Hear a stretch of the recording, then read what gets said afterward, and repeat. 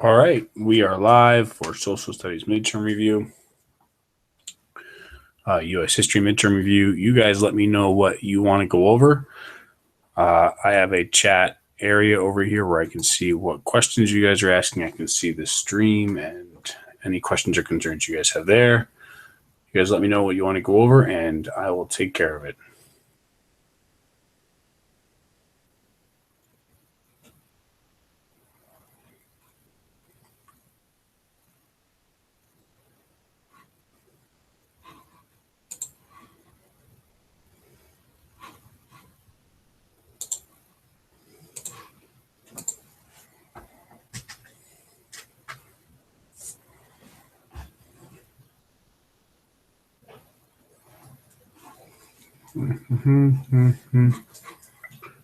I see people are watching, 15 of you. Oh, suffragist from Anila. All right, suffragists. Give you a second here.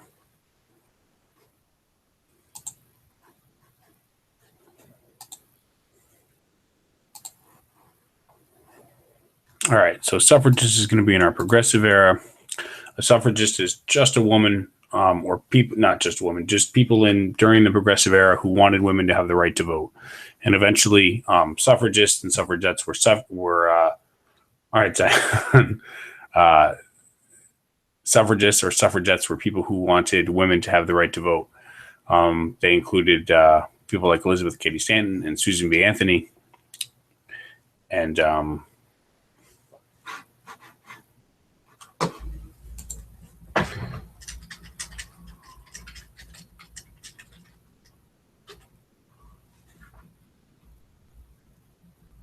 like Alice Paul, who were people who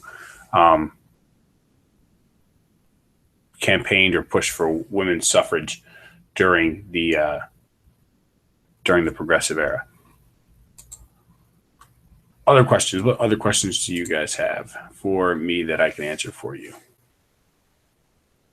Results of the Spanish-American War. Good question.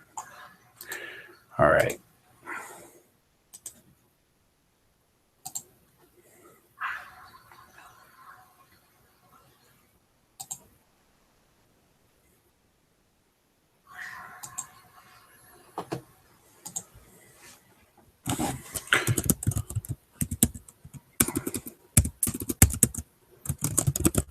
So the Spanish-American War. Let's change the layout here. And just the results. So, of course, the United States won the Spanish-American War in very short order.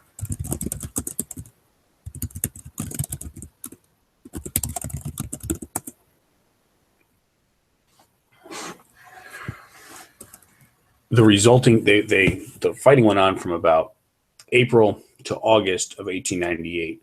The peace treaty between Spain and the United States was signed in December in Paris. Oh, what's going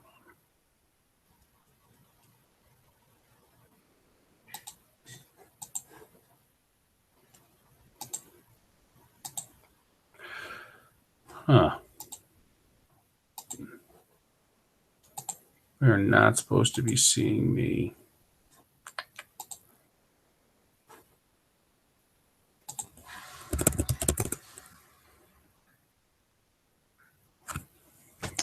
Let me load that thing that just went away.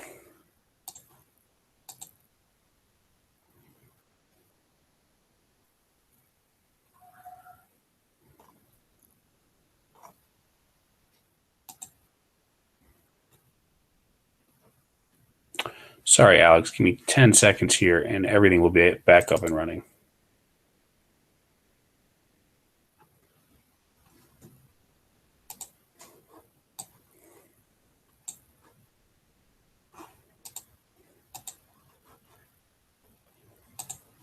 All right, back to going over that. That was odd. I don't know why that went away. I'm sorry.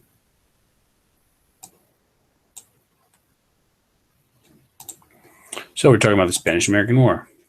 The Spanish-American War was won by the United States, and the peace treaty, the Treaty of Paris, was signed later that year.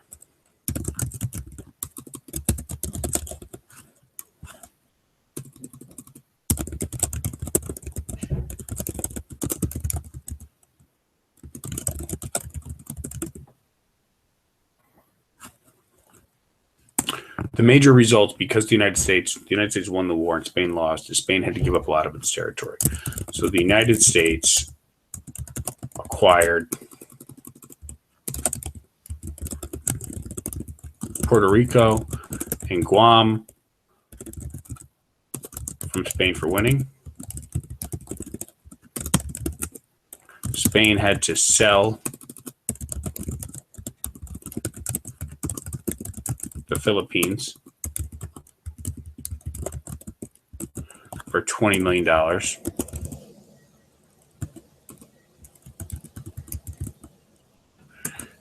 And Cuba gained its independence. Cuba didn't totally gain its independence, though. It definitely gained its independence from Spain. Cuba was no longer a colony of Spain. One of the reasons that people in the United States supported going to war with Spain is so that the United States could help Cuba get its independence. And that definitely happened. Like, Cuba was no longer a colony of Spain at the end of the Spanish-American War. But Cuba did give up a lot of its sovereignty to the United States.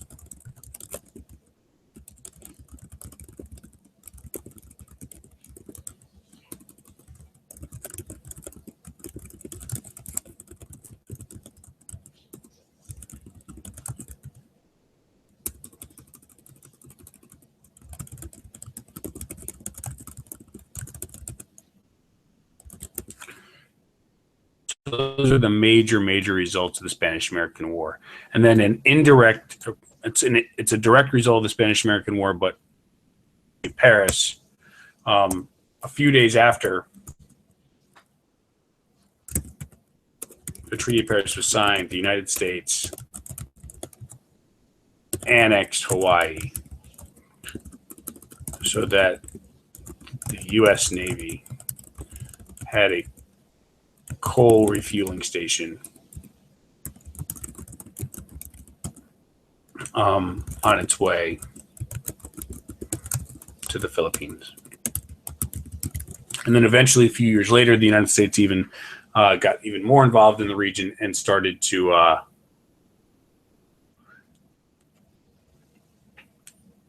build the Panama Canal so that they had access to Asia as well, a shorter sea route to Asia. All right. More questions. Settlement House from Maria. That's another Progressive era issue.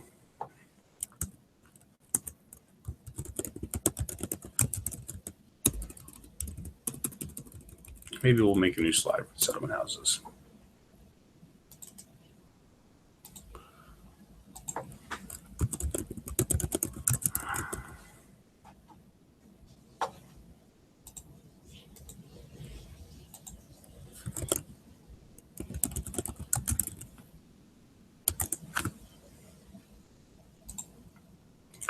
So settlement houses were places in cities where immigrants could gain access to services. New immigrants and the poor could gain access to services that they didn't have readily available to them. Some of those services included just like a place to stay when they first arrived to the United States, or were maybe homeless. They also included education services and other just necessary services for families to kind of make a living and get settled in the United States.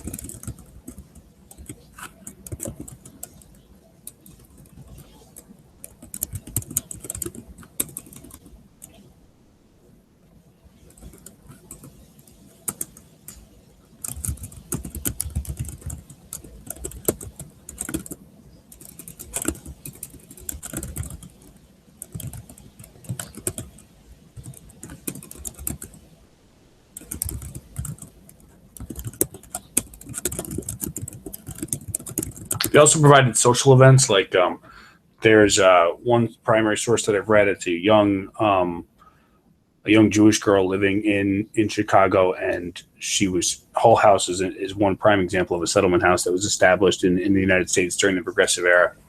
But this young Jewish girl had never been into a Christmas celebration And she went to a Christmas celebration that they're having at the Hull House, and she was quite nervous when she was on her way to the Hull House to experience this, because it was something that she had never been a part of culturally. And as a result of, and she was happy that she went to the service, and she got to experience something she didn't get to experience. She was happy to meet people she didn't get to meet before, and that's part of the legacy of settlement houses as well, for just providing social services and engagements and parties and such, or celebrations, so that people could feel more comfortable in a place that they weren't necessarily comfortable. So that's settlement houses. Kimura asks about the spoil system. So the spoil system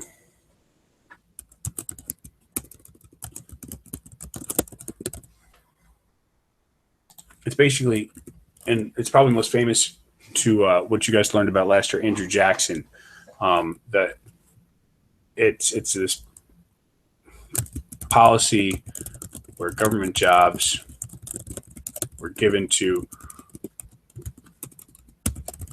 political supporters and family members, but not necessarily the most qualified people to do the job. So one thing that I think is useful to look at is like we could go to like Nassau County civil service jobs. Civil service jobs are government jobs, basically. And we can go to the Nassau County Civil Service website, and we can see the jobs that are available to people.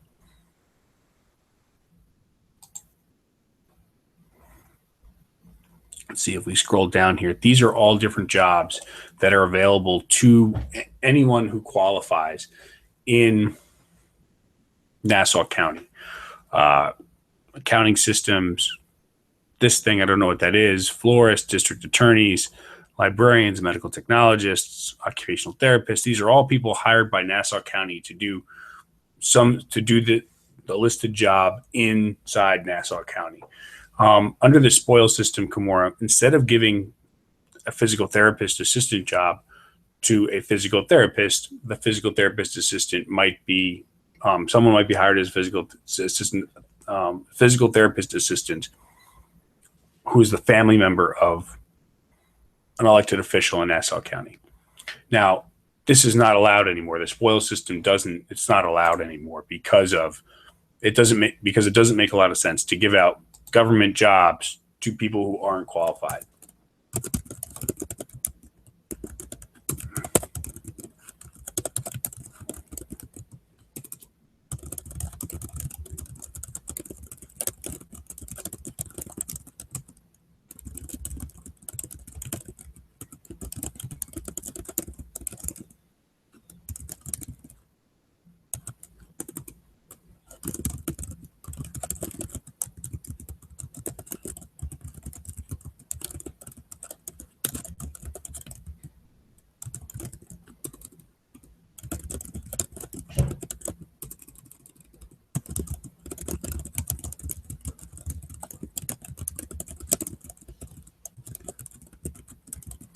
So instead of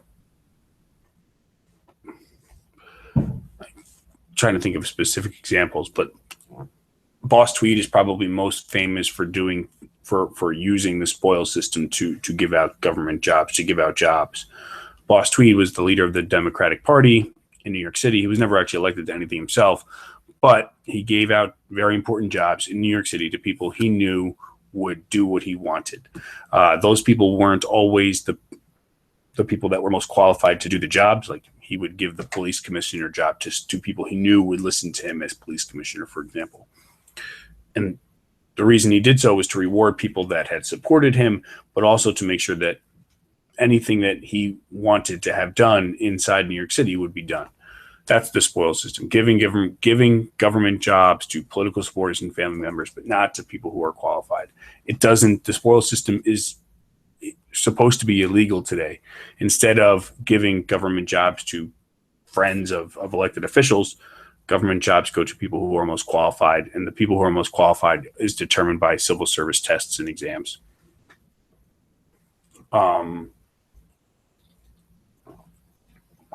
Alaska and Hawaii. Let's go to imperialism.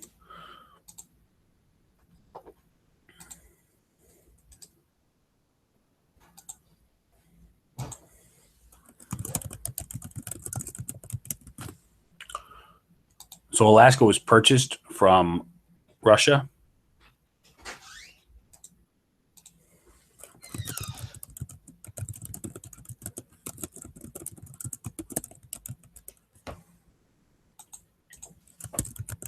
Hawaii was annexed by the United States.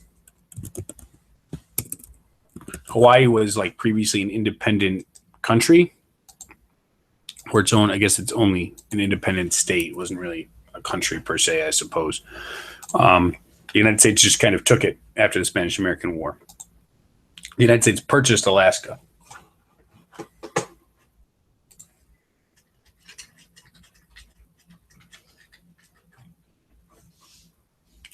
1867, the United States bought Russia from Alaska for about $7.2 million.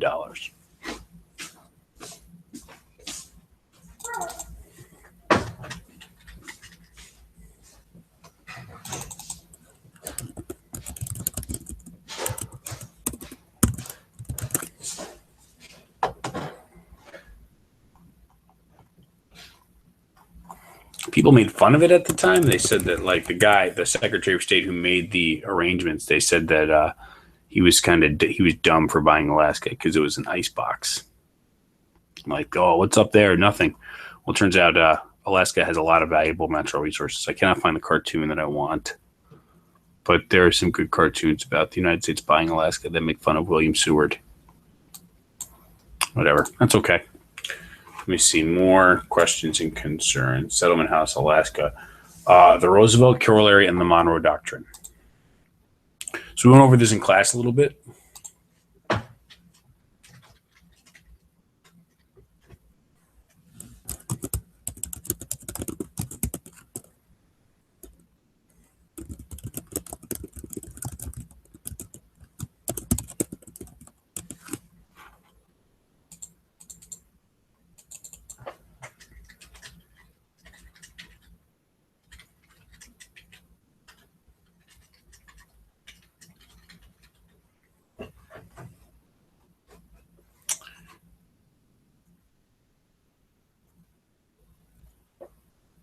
So to answer your question specifically, Vanch and Sarah, they're basically the same thing. They became known as the same thing. And I cannot spell corollary ever. Anyway, they're the same thing. The United States, basically, we said James Monroe made a very vague statement or non-committal statement about Europe getting involved in Central and South America after Central and South American regions had declared independence from Spain. Monroe told Europe to stay out of Central and South America. The United States, about 80 years later, the climate of the world was different. For historical context, we know that European countries were being more imperialist in general. The United States was trying to be also keep up with Europe at the same time, was also engaging in imperialism. And Teddy Roosevelt, who was an imperialist himself or supported imperialism, said that the United States would be way more assertive in Central and South America, that they would use force if necessary, that the United States would be the police force of Central and South America for two reasons. Number one, so that the United States had influence in Central and South America, and to keep European influence out of Central and South America. That's the Roosevelt corollary to the Monroe Doctrine, that the United States would use force if they needed to achieve their foreign policy goals in Central and South America.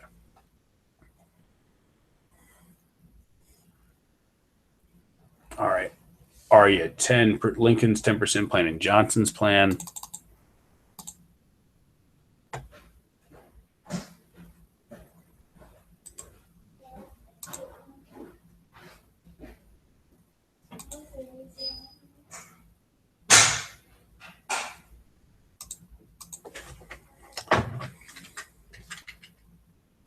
Keep typing on the wrong keyboard. Plans for Reconstruction.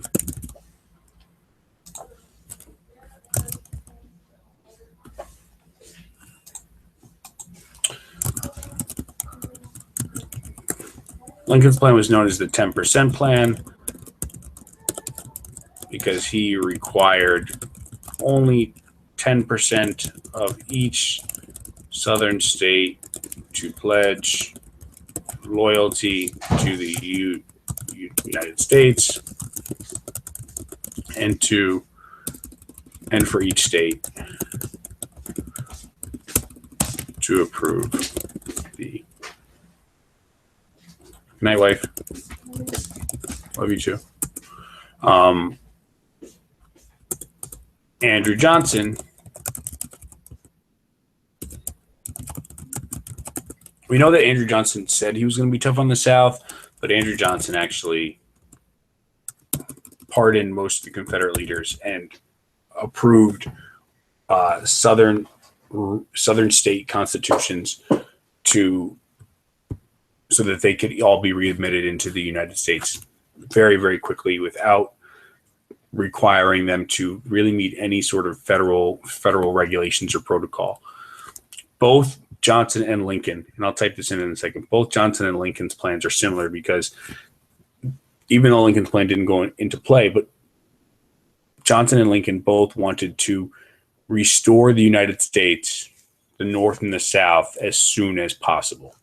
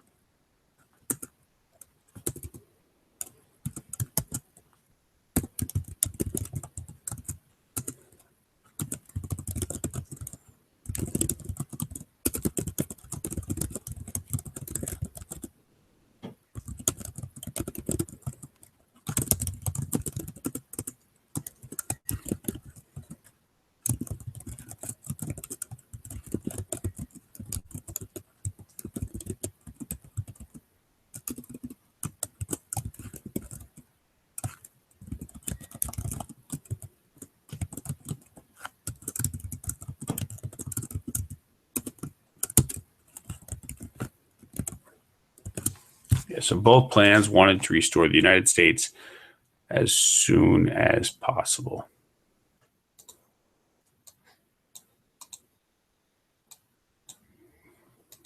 All right.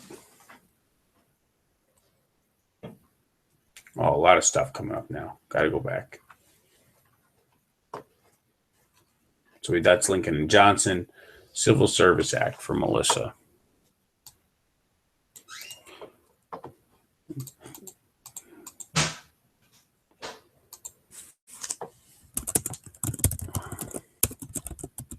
So the Civil Service Act, I was saying this before to Kimura, Alyssa, that the spoil system was a thing in which government jobs were given to people who supported political candidates and politicians when they were elected in office, and that to replace the spoil system, civil service exams were given instead to determine who was most qualified to do the specific jobs. And the Civil Service Act set up the civil service exam system for the federal government. This law, we have it in our notes as the Pendleton Act.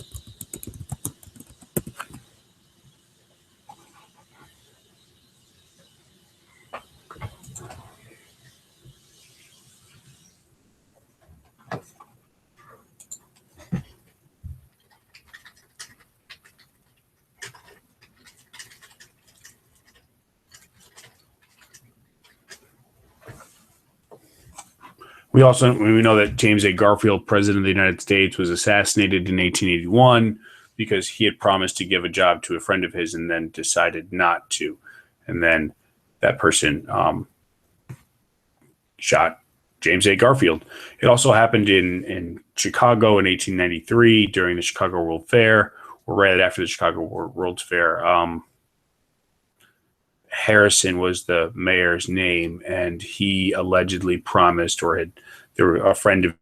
someone thought that he had been promised a job as, I forget, a very prominent job in Chicago's government.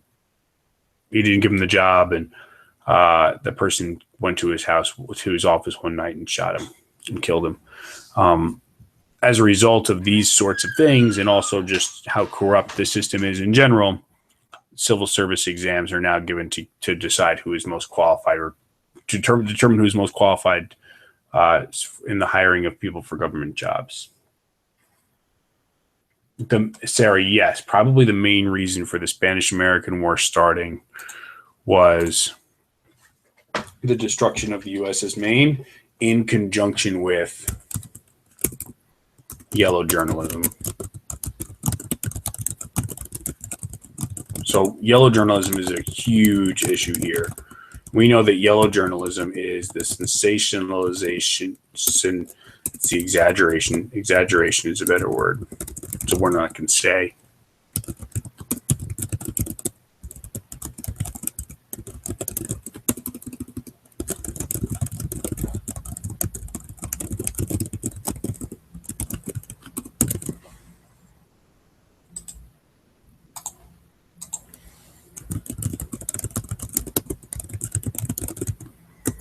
So it's really important to note that yellow journalistic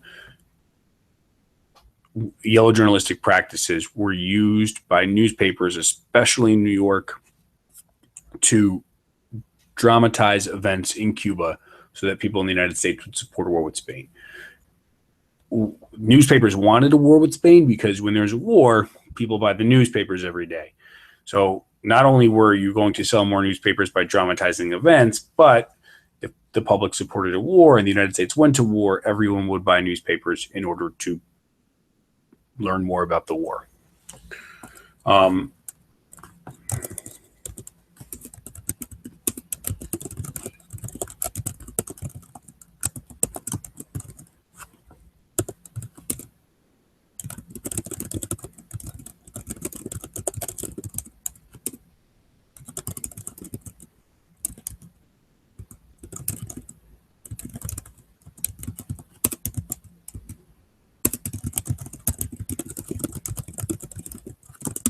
And some of those events were, and it's not that they didn't happen, but Spanish mistreatment of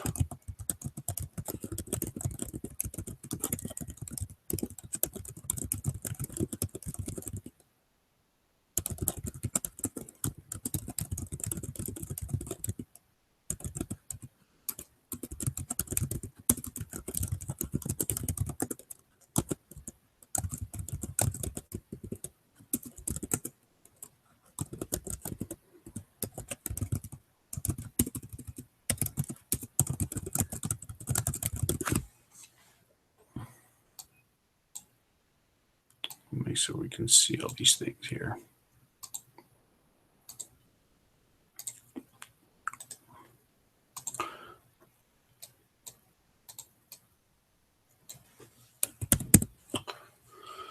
All right.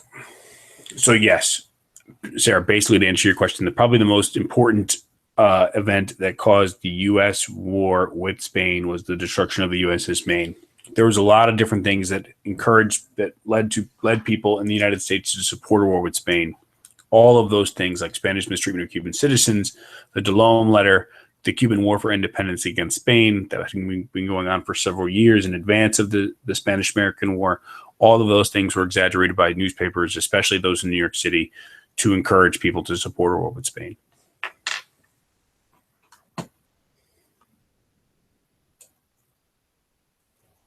The few restrictions on immigration during the mid and late 1800s, Vanch, is because of U.S. industrialization.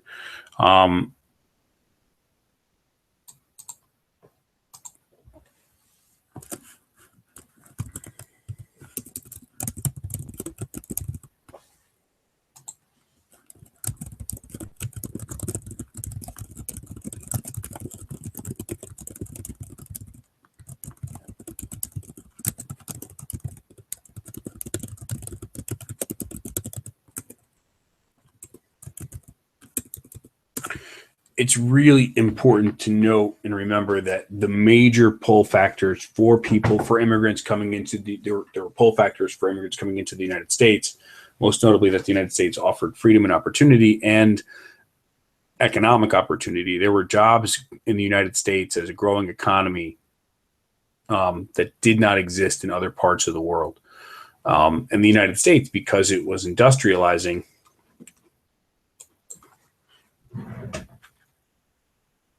rapidly, needing to build roads and for people to work in factories and to help construct new cities, encouraged immigration. In fact, companies sent recruiters to places around the world, especially Italy, for example, to bring back people to work. So unlimited immigration or very few restrictions on immigration during the mid and late 1800s is the result of U.S. industrialization and the fact that the United States needed workers to do those jobs. Each wave of immigration.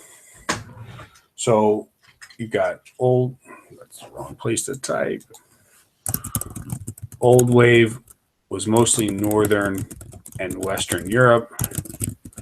We're thinking England, Scotland, Germany, and Scandinavia. Most of the people who came during this wave were Protestants. Also during the Old Wave,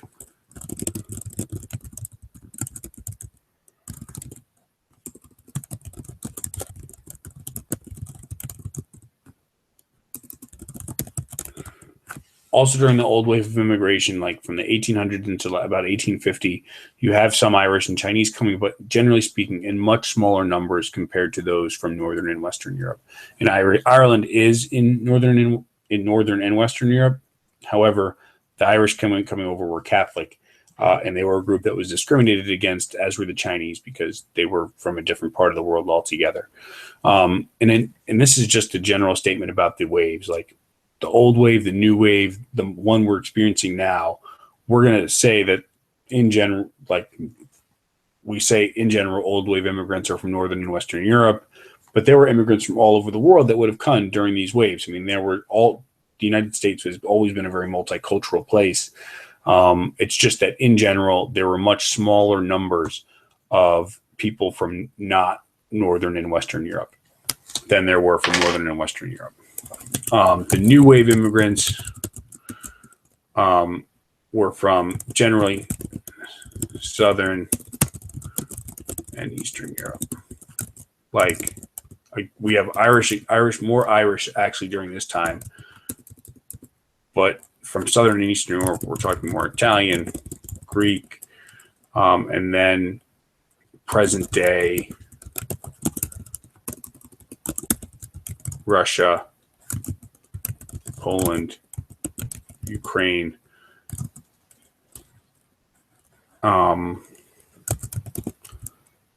Latvia, Estonia, Belarus. All like these countries here, these present day Russia, Poland, these countries in late 1800s and early 1900s, they were just all Russia.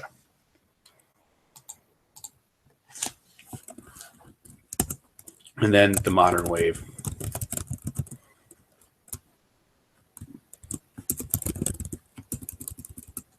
It's Southern Asia and Central South America.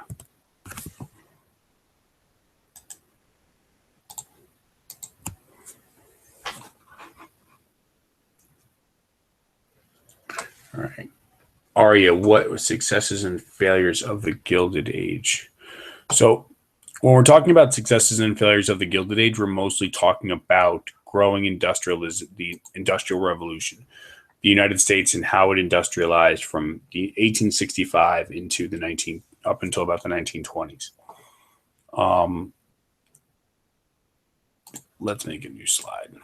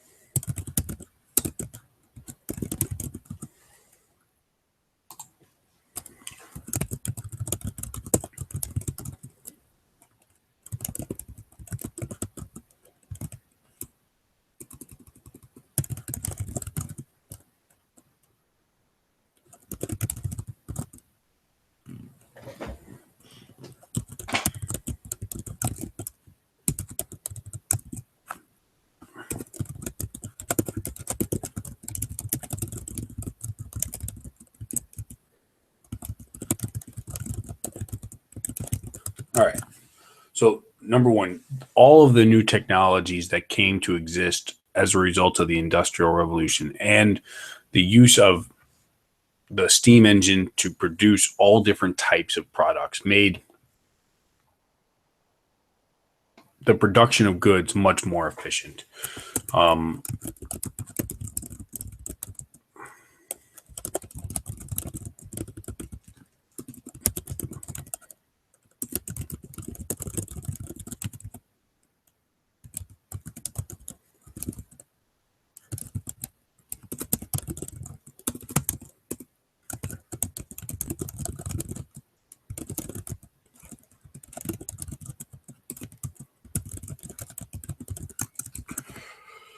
Because these new technologies, like in terms of mass production, the assembly lines and interchangeable parts were being like those methods of productions and were being used in more and in different types of manufacturing.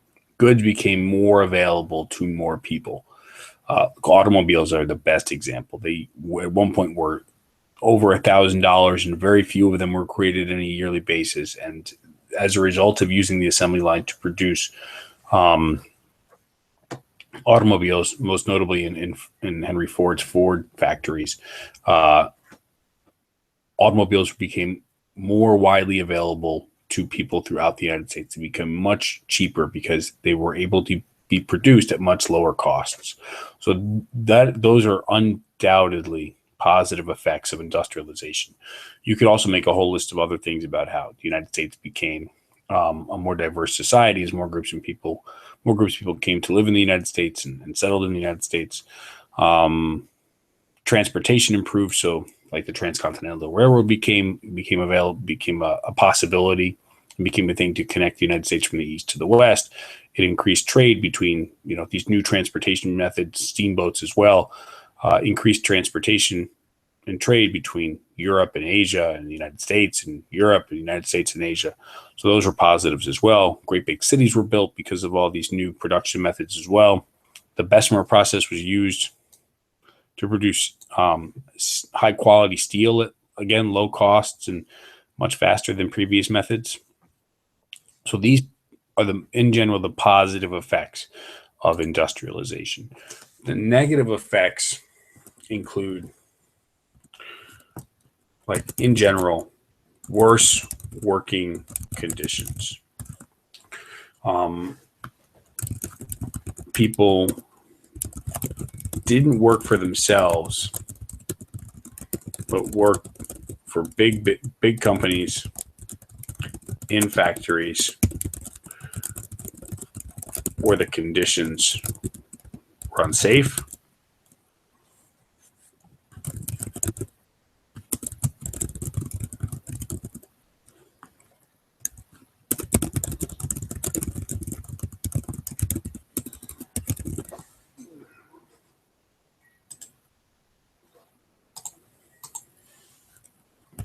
this is because a lot of factory work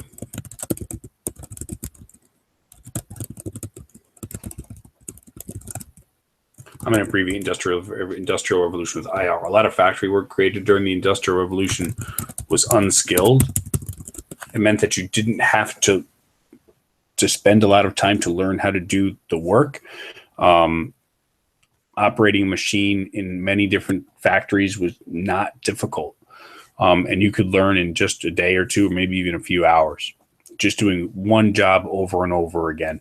It was very repetitive, but it was very efficient in the production of goods. That's how costs got lower. And that's why prices became lower for consumers as well. Child labor also became a problem. And it's not that children didn't work before. We talked about this in class. But the work that children were doing was unsupervised and unsafe.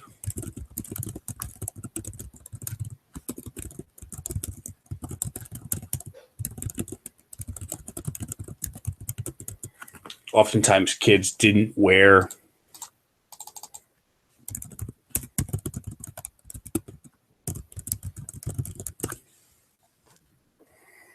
like you can see in some of these images over here on the right. Children worked in conditions that were dirty, gross, unsafe. hot stove here in the background. You can see that there are some adults here working on the sides. I think that these are young children, I think, working in a coal mine. This is a young lady working in a mill. There, Lewis Hines took a lot of these pictures, and a lot of these photographs are taken in Georgia, in mills. You can see that they weren't wearing shoes, or they had to work in these machines. These machines were for spooling thread, and the thread moved very, very fast on these machines, incredibly quickly. Kids were used because they were smaller, and in a lot of cases, being smaller meant that they were better able to kind of fit their hands into these tight spaces, because they were smaller, especially in mines. They could crawl up and down mine shafts like these ones, and because they weren't as tall as adults or big as adults, they could fit into the areas. They were also, a lot of times, kids were hired to do work where they just were paid less. A lot of doctors who observed children at this time, in England especially, talked about how children that had done work in factories like this were smaller, they were malnourished, they didn't have they weren't as healthy as kids who weren't doing this sort of work.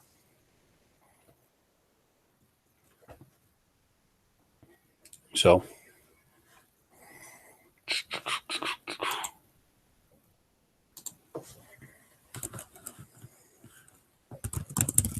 children also had to work a lot for a lot of families.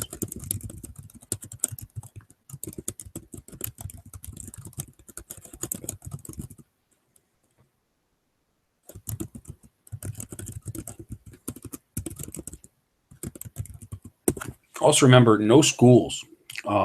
Public education didn't exist yet. So, kids didn't have anything to do, and work was something to do. And they did all kinds of different jobs. One of the other famous jobs are newsies. Newsies used to, and there's a movie you can watch starring Christian Bale when he was younger, before he was Batman. But newsies were young children who sold newspapers, and you can see them smoking cigarettes. That's not healthy either. But they sold newspapers on corners throughout New York City, especially New York City or urban areas.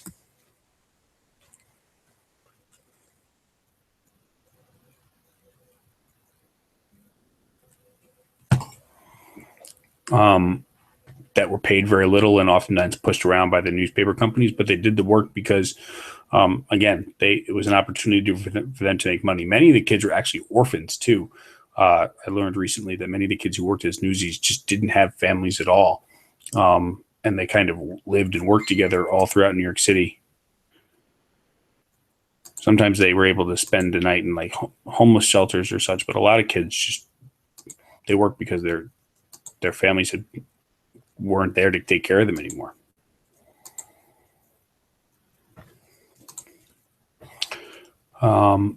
Ultimately, these are all negative effects. We should have that.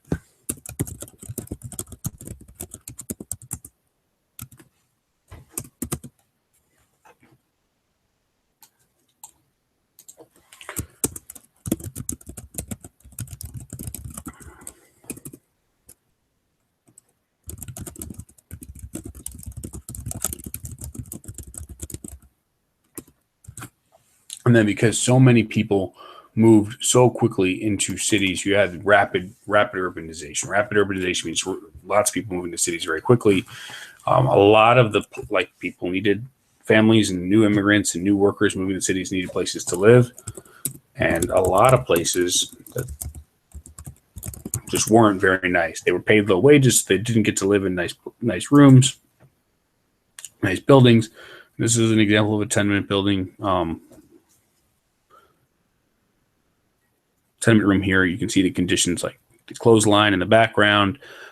Basically, this is one giant room. This is the stove for heating and for cooking, but it's also the bedroom. There's no windows.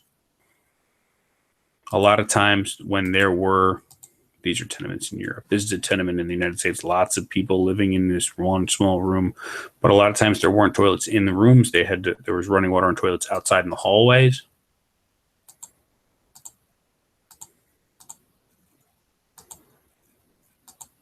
was pretty gross. Very, very poor ventilation. Didn't smell nice. So those are the negative effects of industrialization. Now, of course, what we know is that in general, all of these negative effects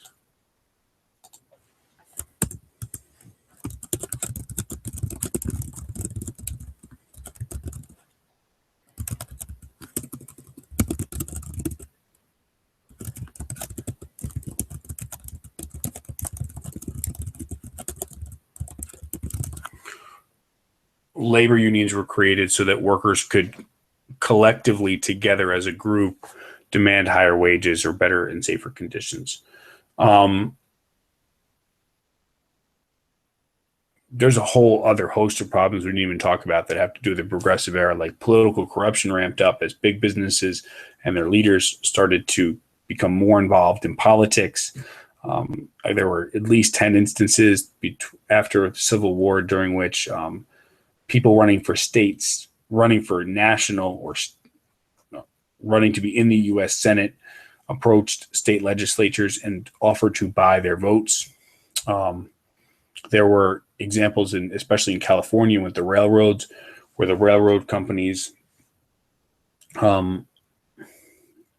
arranged to receive public funding and public loans to build their businesses and then kicked back a lot of the money to politicians in exchange for the politicians helping them get the loans. A lot of corruption took place at the same time as industrialization was going on, as different groups of people tried to get their hands on as much money as they could, with so much money flowing into the U.S. economy. The difference between imperialism and isolationism. All right. So imperialism is when a country tries to extend its influence to other countries, nations, or states.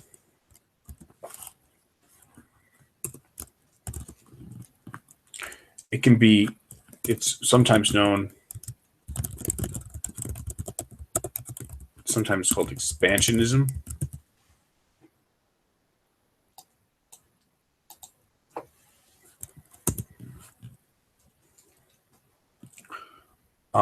Imperialism can look like a lot of different things.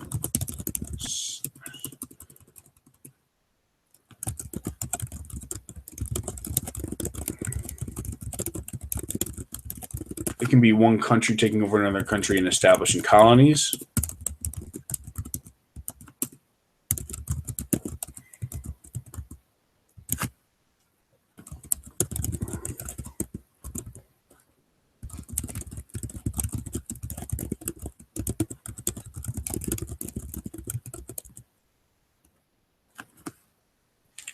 But it can also be more subtle, where it's not so obvious that the country is expanding its influence. That's why I wrote here, a country tries to extend its influence to other independent countries, nations, or states. It does. Sometimes they take over, and a lot of imperialism is one place or country taking over other countries.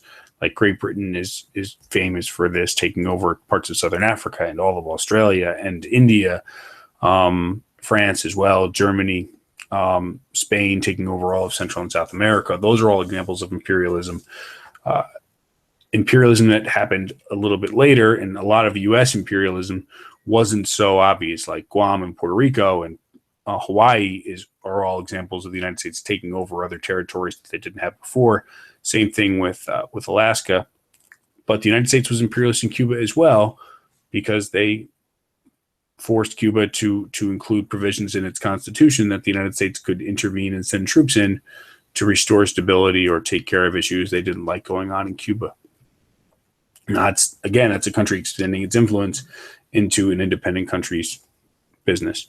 And the United States did that in Panama, and they did it in the Dominican Republic and in Nicaragua and all throughout Central and South America during this time of U.S. imperialism, the late 1800s into the early 1920s. Isolationism is the exact opposite. Like if you isolate somebody,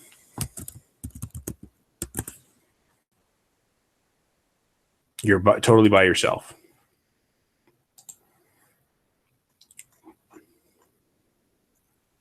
You're trying to stay away from other places. I can't find a good picture. Isolationism.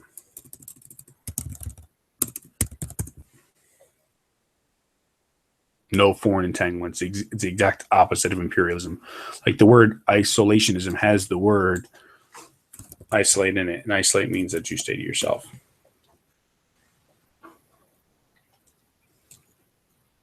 Well, come on, slow down all the questions.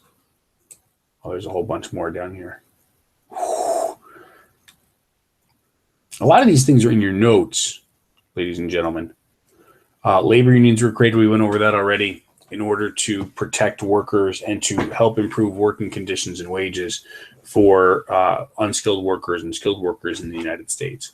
The progressive movement was created or formed as a result of all of the problems that we made a list of in terms of industrialization. Businesses had too much power. Many people in the United States felt that government wasn't serving them, that the economy wasn't serving them, that it was serving big businesses only. So the progressive movement was created to fix and address all of those concerns. The political reforms in the progressive era, we wrote those down. It's like the referendum, the initiative, and the recall. Those all gave people more.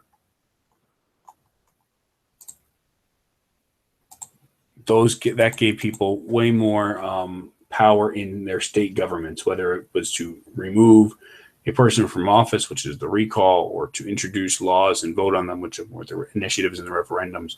The 17th Amendment also provided for the direct election of U.S. senators, so that, again, senators weren't being chosen through backhand deals with state legislatures.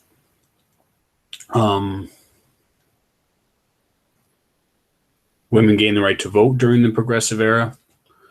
Labor unions gained more power as well, as Teddy Roosevelt and other U.S. presidents supported labor unions, and new laws were passed like the Clayton Antitrust Act so that labor unions were exempt from trust and monopoly lawsuits. So those are all things that the progressive era did for people. Political and social problems that existed during the early 1900s. The big one, Arya, was that most people didn't have a really loud voice in government. A lot of government activities and actions were focused on helping the really, really rich. Specifically, if you look at all of the strikes from after the Civil War up until about 1900, those labor strikes where workers protested for higher wages and better and safer conditions, the U.S. government in each of those instances sent troops to support the businesses and not to help the workers. So that was a major political issue, that government didn't respond and help people. Social problems that existed were what we said before: the tenements, living conditions were poor. Women didn't have the right to vote and weren't treated as equals in society. Women eventually gained the right to vote, but still today struggle for equality in different areas and avenues in the United States. Black Americans were denied a whole host of rights as a result of the failures of Reconstruction and the spread of Jim Crow laws. Those weren't really addressed at all during the progressive era. Big businessmen at the end of the 19th century and what industries, that's straight up in your notes. Like, we can look it up right now. Launch.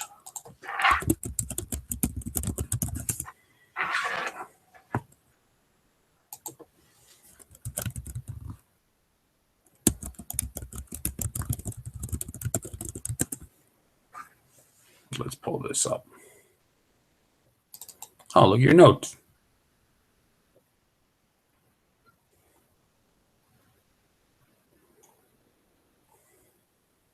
Do you have all this here? You have it in your notes. Those are the 4 people. Launch in your notes. Oh, you don't have them all. That's not good. I'll write it in for you quick.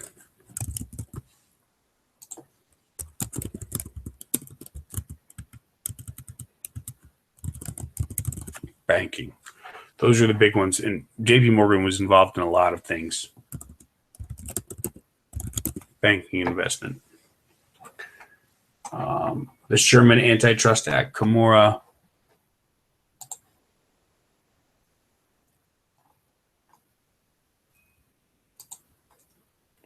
Was a law passed to break up trusts and monopolies. Initially, it wasn't really used to do that. The government used it to break up labor unions, and then the Clayton Antitrust Act was passed later. I don't know that either are necessarily on the test tomorrow, but they are important, and it is important information to know. The difference between the different waves of immigration, Matt, I'll post this for you guys.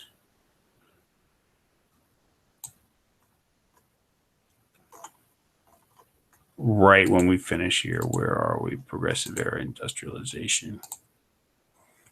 These were the three waves. The biggest difference is where each group of people came from. Most old wave immigrants spoke English and were Protestants, so they assimilated and mixed into the newer U.S. civilization pretty easily, or culture pretty easily. New wave immigrants in the late 1800s were Catholics, and they all spoke different languages, mostly Catholics and Jews and people from China and Japan as well.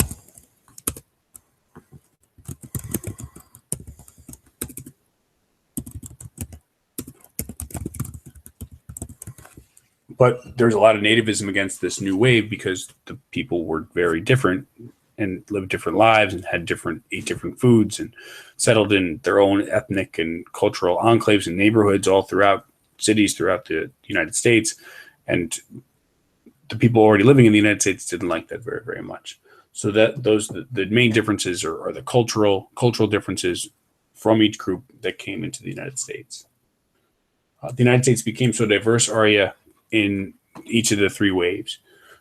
Different groups from different places, all speaking different languages, practicing different religions, wearing different clothes. All of that is what made the United States so diverse. The DeLome letter, Arya, was a letter sent by a Spanish ambassador to a friend back in Spain. The letter basically said that he didn't think President William McKinley was going to attempt to fight a war against Spain. The letter was published in newspapers, and they made a really big deal about it. Basically, they said that DeLome called President McKinley weak and that it was an insult to American pride and integrity and patriotism, and it made people really upset at Spain. Alex, the new wave have Europeans from south and east. So, like if we look at a map of Europe,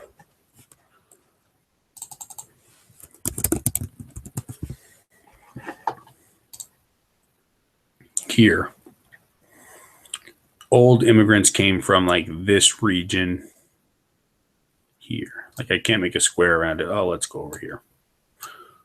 Let's just add it to our notes really quick.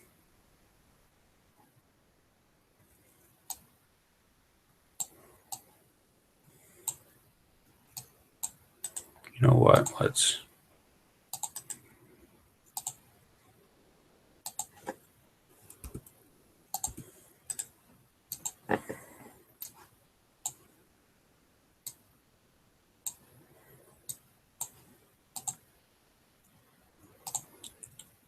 So in general, old wave immigrants were from like, oh, come on. You want to be transparent. They're from this region in general, north and west, for old immigration. I'll make a circle for new wave immigration. New wave immigrants were generally speaking from like around here.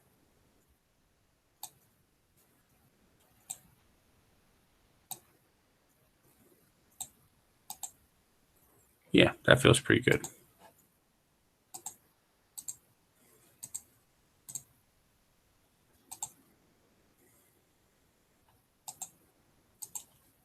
Okay. Boxer Rebellion, where the Chinese people rebelling against European influence in China. The Chinese Exclusion Act has to do, so the Boxer Rebellion has to do with imperialism. The United States helped put the Boxer Rebellion down, and then as a result, European countries let the United States trade in China. That's imperialism. The Chinese Exclusion Act was an example of nativism restricting immigration.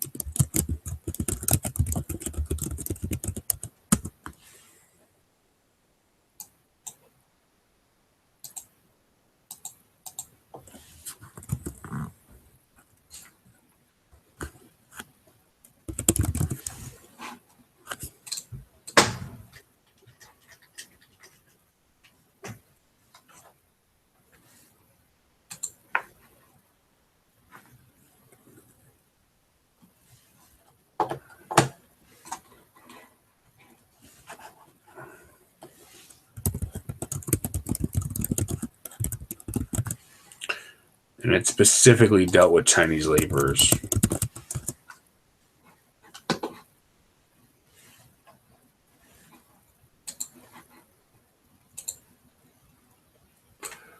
So, Alex, this answers your question too. Perfect. Yeah, I think that's why you put the arrow there. Like the Chinese Exclusion Act and the Gentleman's Agreement limited immigration from Asia. Like, Monch, to answer your question, how are immigrants treated during the second new wave of immigration? You wrote this down in the homework. You definitely turned it in. Many new immigrants during the new wave of immigration dealt with nativism. We saw that in the movie Yannick, especially. They had to work in sometimes they worked in unskilled workplaces, or they worked unskilled jobs for paid low wages. They worked in tenements, lived in tenements. Excuse me. They had to deal with how much they would assimilate, what was comfortable for them, and what was expected of, versus what was expected of them of the old population. Those are all major issues for new immigrants. A corporation is a business structure in which the business is separate from, it's like its own entity. The best way to explain it for the purpose of this class, it's a business where ownership is bought and sold in stock. It can have hundreds or thousands of owners. Those are corporations. Corporations, when we think about industrialization,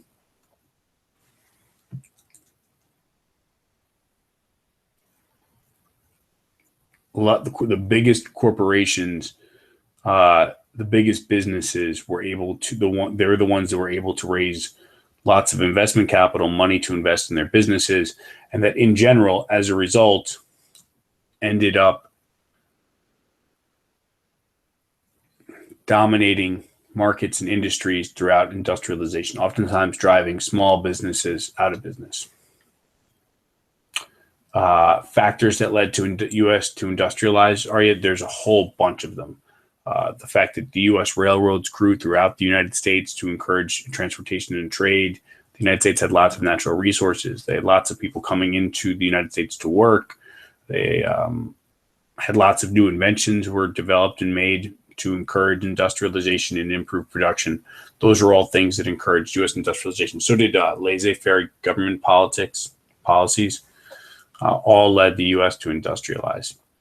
A trust buster is a person like Teddy Roosevelt, specifically William Howard Taft, who tried to regulate big businesses and to break up big businesses that they felt hurt the U.S. economy. Trust, monopolies, horizontal and vertical integration. These are all words that you have in your vocab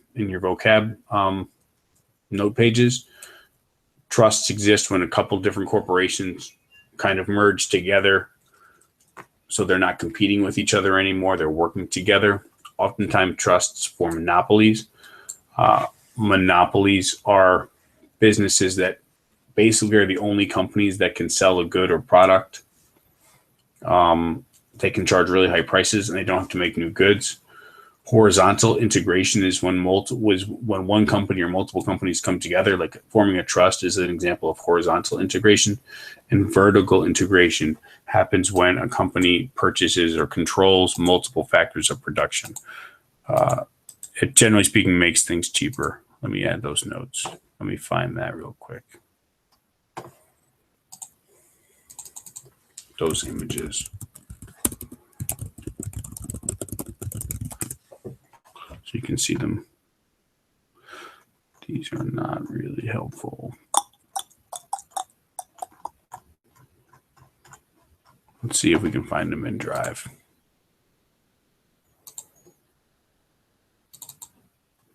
We're not going to US.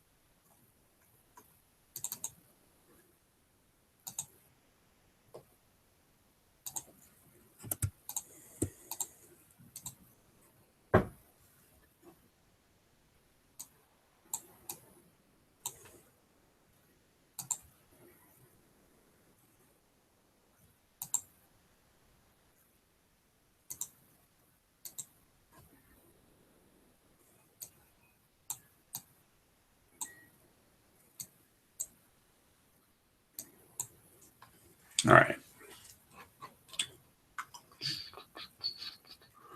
The spoil system, go back to that note page for you, Hafsa, for a minute. No, it's someone else's the spoil system. Government jobs are given out to people who supported elected officials, but not necessarily the most. I definitely will post this on Classroom. I'll post it momentarily. 4 important industry leaders. We just went over that a minute ago. Rockefeller, Morgan, Vanderbilt, Carnegie, and their businesses. Initiative, referendum, and recall. All right, let me post this on Classroom, and I'll also post Trustbuster for you.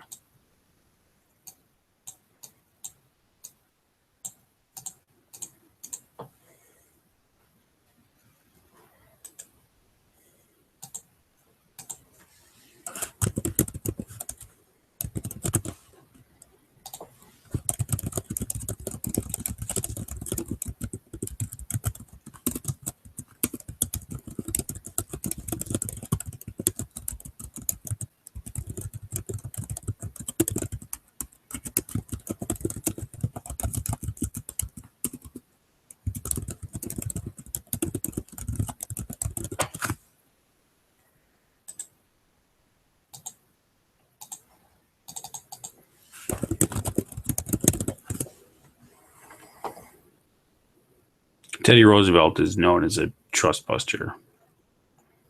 Oh, trustbuster cartoons, huh? That's silly. What's going on in this one? Baby Teddy Roosevelt. Oh, he's controlling the Standard Oil Company. The Standard Oil Company was one monopoly that he broke up.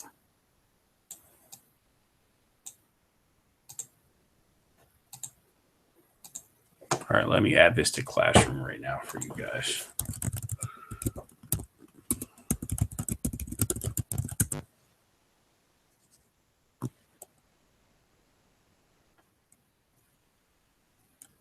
Oh, that's not how you spell classroom.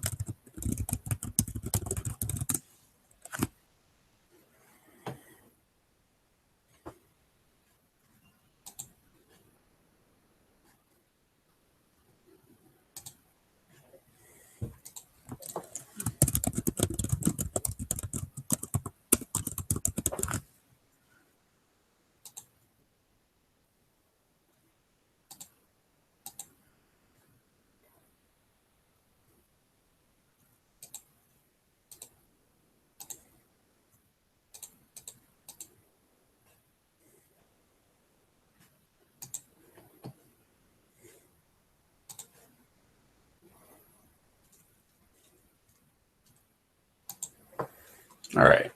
Trustbuster. Let's do initiative, referendum, and recall. And then I'm going to bed.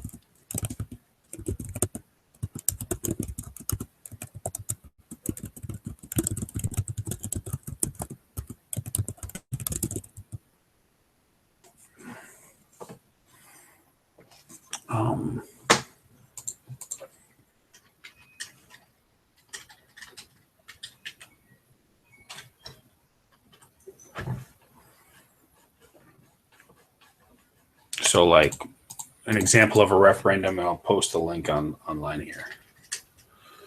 I'll post a link in the slides for you. San Diego referendum. You don't need web entry.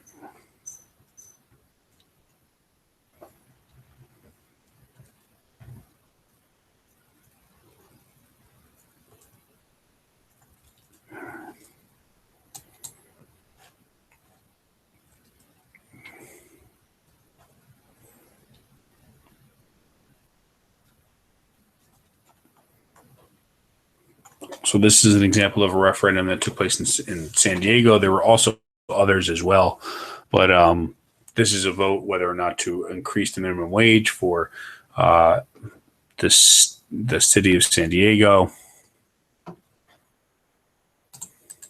It's an example of it taking place.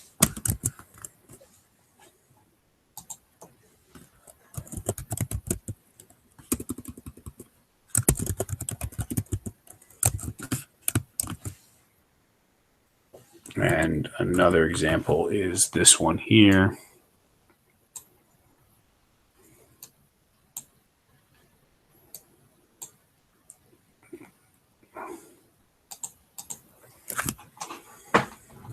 There was a governor that was recalled a little while ago. Scott Walker survived your recall vote. Gray Davis was recalled in 2003.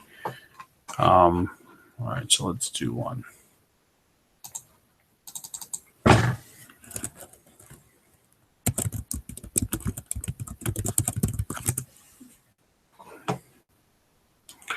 So this is an example. In 2003, the governor of California was recalled. That's an example of a recall.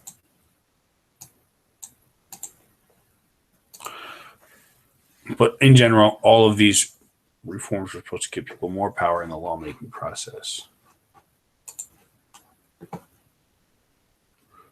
Great. So you guys are good to go. I'm going to log off. You have that file posted in Google Classroom. I will see you guys tomorrow morning at 7 if you want to come to extra help or during class. You guys otherwise can have a fantastic, great, grand, and wonderful day. All right, how do I turn this off?